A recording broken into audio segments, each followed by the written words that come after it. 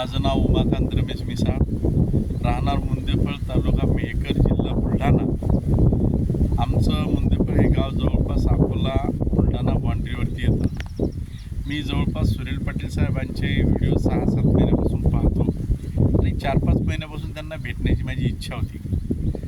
आणि मी व्हॉट्सअपवर त्यांना एक दिवस कॉल म्हणजे मेसेज टाकला की मला तुम्हाला भेटायचं साहेब, तुमचं बघायचं शेती. तर आज दिनांक 9 एप्रिल 2026ला मी इथे आलो आणि त्यांच्या घरी गेलो, चहापाणी घेतलं. आणि ते चहापाणी घेतल्यानंतर खाली दुकान बघितलं. हे दुकान म्हटल्यापेक्षा आपण त्याला प्रयोगशाळा म्हणूया.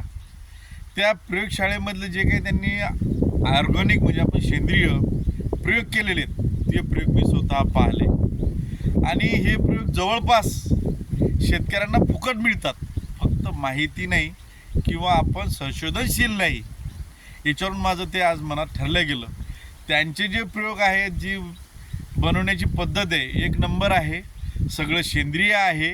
झाडपाला असेल, परत त्यांनी ते कोंबडीचं पासून अमिनो ॲसिड सगळं जे काही पाहिलं हे कमी पैशाचं आहे. त्यांच्याच घराच्या बाजूला एक घर आहे, त्यांच्या घरी गेलो. त्या लोकांनी माझा मान सन्मान केला, थंड वगैरे पाजलं. तर एका दिवशी लावलेलं 2 झाडं, त्याचा फरक बघितला. एका झाडाला 2 फळं जी त्यांनी खाल्ले आणि हाईट उंची वगैरे वेगळी आहे.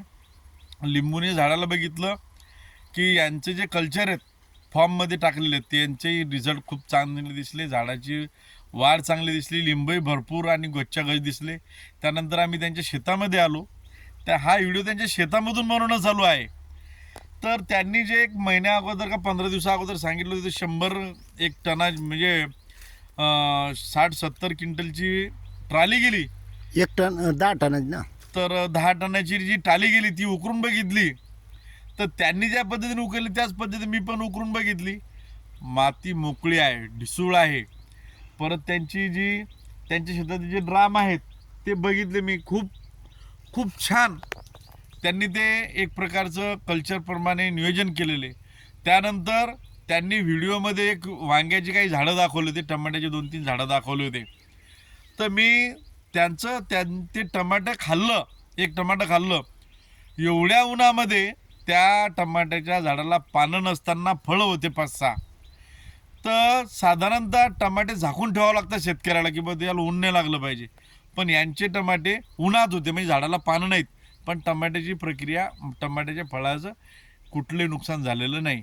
शिवाय वांग्याच्या झाडाला पाणी नाही. जे काही 10-20 झाडं बघितले मी, त्याला पाणी अजिबात, म्हणजे मी उकरून बघितलं, खाली पाणी दिलेलं किमान 15 ते 20 दिवसापासून तर नाही. माझ्या अंदाजानुसार ते जास्त असेल तरी फळं आणि फुलं कायम आहेत. त्यानंतर त्यांच्या शेतामधली जी मका आहे ती उपटून बघितली, सडलेली खालून. म्हणजे त्यांच्या शेतामध्ये जे आपल्या पिकांना कुजवून जे सूक्ष्मद्रव्य भेटतात त्याची भरपूर प्रमाणात प्रक्रिया वाढलेली आहे. तरी मी आज त्यांचे कल्चर घेऊन चाललो आणि ते कल्चराचा मी प्रयोग करणार.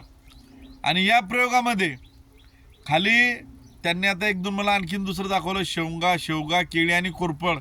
त्याचाही सुंदर वास आला. मातीचा सुद्धा आज मका काढून किमान महिना झाला असेल तर त्यांच्या शेतामध्ये खाली ओलावा कायम आहे 6 इंचाच्या आत. आपल्या जमिनीमध्ये जनरली असं दिसत नाही. मी हाडामासा शेतकरी असल्यामुळे मी हे सांगू शकतो. आणि ज्या शेतकऱ्यांनी याचा प्रयोग केला ते नक्कीच वाढत जातील एवढी मला गॅरंटी आलेली आहे. जय जवान, जय किसान. जय किसान.